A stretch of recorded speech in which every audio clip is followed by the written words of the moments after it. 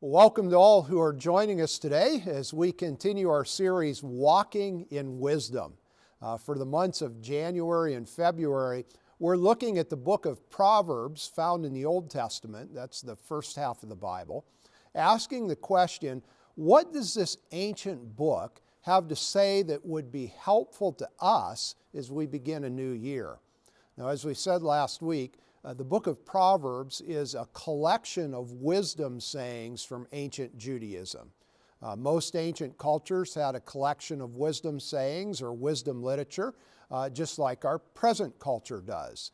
Think about the sayings, a stitch in time saves nine, or look before you leap, or don't count your chickens before they hatch.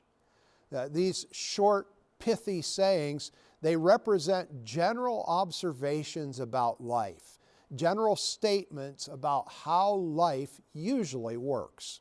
And we commit them to memory and we pass them on because they help us approach life in a wise way. This is what the sayings in the book of Proverbs did for the ancient Israelites.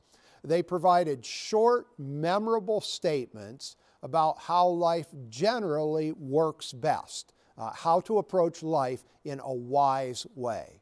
And according to the book of Proverbs, wisdom leads to life, or the best possible experience of life. Now, last week we noted that we think the book of Proverbs is composed in its present form around the year 500 BCE. Most of the sayings in the book are probably much older than that. And the book attributes many of the sayings to King Solomon, probably more a statement of tradition than of actual fact. And a number of these sayings are attributed to other authors. Now, it's important to note that the content of the book of Proverbs is not the work of one singular author.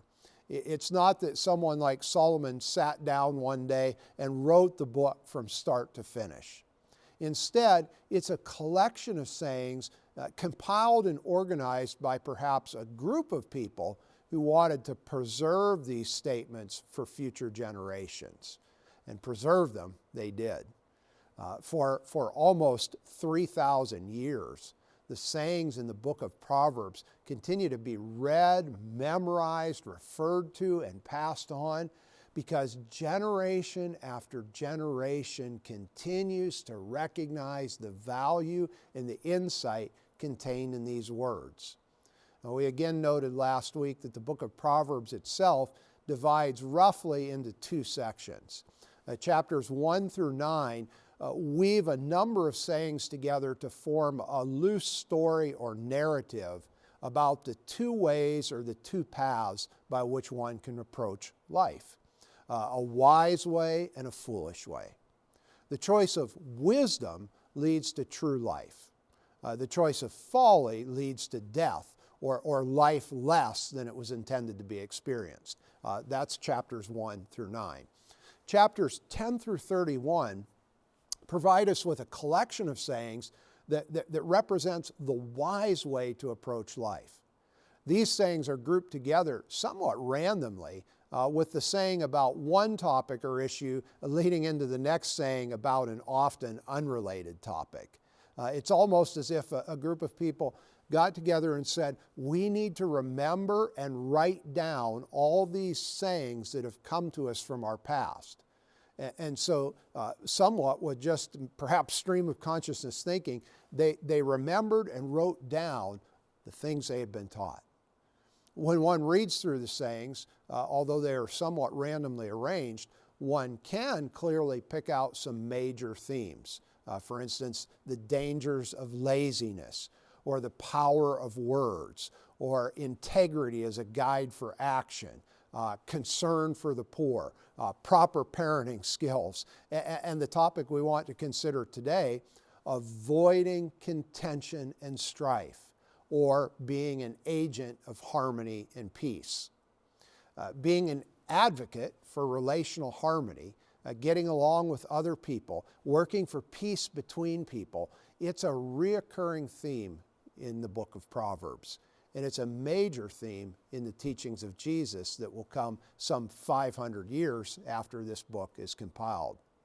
Remember, It's Jesus who said in the Sermon on the Mount, "Blessed are the peacemakers, for they will be called the children of God." According to Jesus, the essential essence of being identified as a child of God is that we are people committed to work for peace in the relationships we find ourselves in. The book of Proverbs will help us understand how to do that.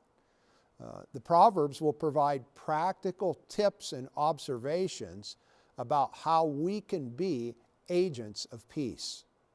Now, it's important to note that when the book of Proverbs talks about peace and Jesus talks about being a peacemaker, both are referring primarily to relational peace or peace between individuals.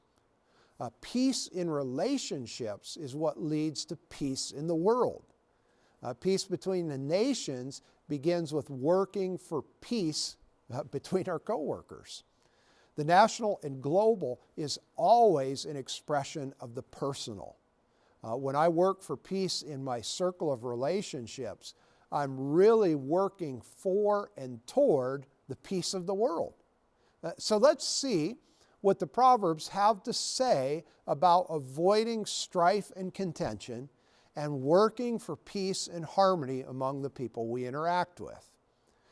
Rather than provide a detailed commentary on each of the statements we're going to look at today, I think it's best to largely let the texts speak for themselves. So we'll be listening to a number of these statements from Proverbs without much further explanation. And remember, before we begin, the Proverbs are not promises or universal guarantees. They are general observations about life that are usually true, but there are always exceptions. There are always situations and circumstances that don't perfectly fit into the conditions or the prescriptions that the Proverbs offer. So with that in mind, let's look at a number of these ancient sayings. And because they're grouped somewhat randomly, we'll take them in an order that creates somewhat of a natural flow. And as we listen to these words, let's let them work on us.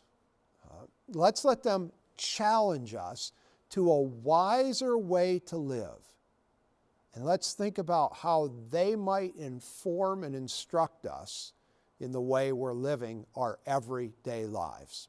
Now, all these quotes we're going to read are taken from the New International Version of the Bible. And let's begin with Proverbs 12:16.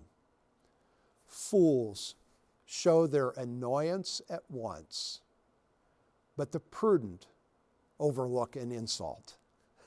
Isn't that good insight? When we're quick to get upset, quick to get angry, and quick to show it, we're acting as a fool. But a wise person, a prudent person, takes a deep breath and is quick to overlook an insult. Proverbs 15:1. A gentle answer turns away wrath, but a harsh word stirs up anger.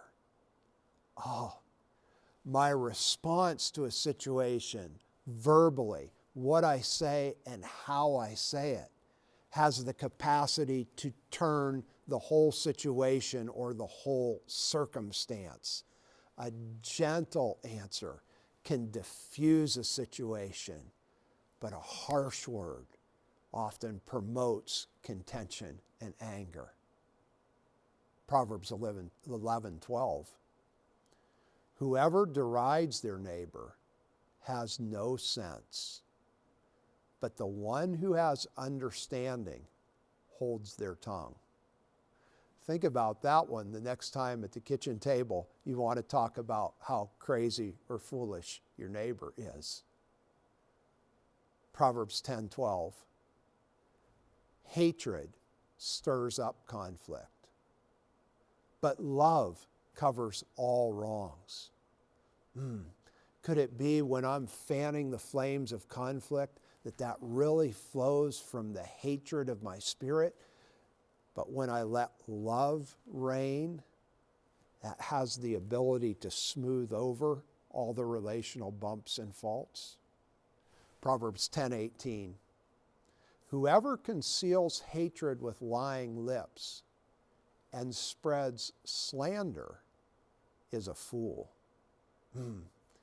At the core, slander stems from hatred. When I deride another person, I'm really expressing that most base emotion of hate, and I'm acting as a fool. Proverbs 11:13. A gossip betrays a confidence, but a trustworthy person keeps a secret. You know how easy it is to be tempted to pass that choice piece of information on. But when I do that, I'm often acting as a gossip, betraying the trust others have in me. Proverbs 14:29. Whoever is patient has great understanding, but one who is quick-tempered displays folly. The Proverbs talk a lot about patience and holding back our temper. In fact, one of the weeks of this series, we're going to talk exclusively about that. But right now, let's think about the fact that when I rush to judgment, when I rush to anger, when my temper takes control, I'm choosing the path of folly. Are some of these beginning to speak to us in a way that maybe is convicting us and challenging us to manage our relationships differently? Let's consider a few more. Proverbs 16:28. A perverse person stirs up conflict, and a gossip separates close friends. Again, the Proverbs say it like it is. When I'm interested in stirring the pot, keeping the story going, spreading that choice piece of information to stir up conflict, the proverb says, I'm perverse. I'm at the core foolish, acting in the way of folly that leads not to life, but to death. I love Proverbs 17:1. Better a dry crust with peace and quiet than a house full of feasting with strife. Oh, here the writer puts the importance of relational harmony, of relational peace, front and center. It's more important than anything. It's better to not have enough to eat and have that peace than to have a feast with strife. Proverbs 17:9. Whoever would foster love covers over an offense, but whoever repeats the matter separates close friends. How many times have we been told, just let it go, just overlook it? The proverb writer tells us often that approach in a relational conflict is what will let the matter dissolve and go away. But passing the information on, running to tell someone else what somebody did to me, that often separates close friends. Good, insightful stuff. Proverbs 17:14. Starting a quarrel is like breaching a dam. So drop the matter before a dispute breaks out. Do you like to argue? Be aware that it's like poking a hole at times in a dam. It can unleash a tremendous fury. Often better to let things go than to pursue our need to be right about them. Proverbs 18:13. To answer before listening, that is folly and shame. Do you sense a theme that's emerging in some of these verses? Taking a deep breath, making sure we've really heard and understood the person we're listening to. So important before responding abruptly and shortly. To answer before listening, that is folly and shame. Proverbs 18:19. A brother wronged is more unyielding than a fortified city. Disputes are like the barred gates of a citadel. I love how the Proverbs put things so clearly and in such reality before us. Oftentimes we think of relational offenses as really minor issues in life, but the proverb writer tells us we need to take them seriously because disputes can create a distance and a separation between us that are like the barred gates of a citadel. Proverbs 23.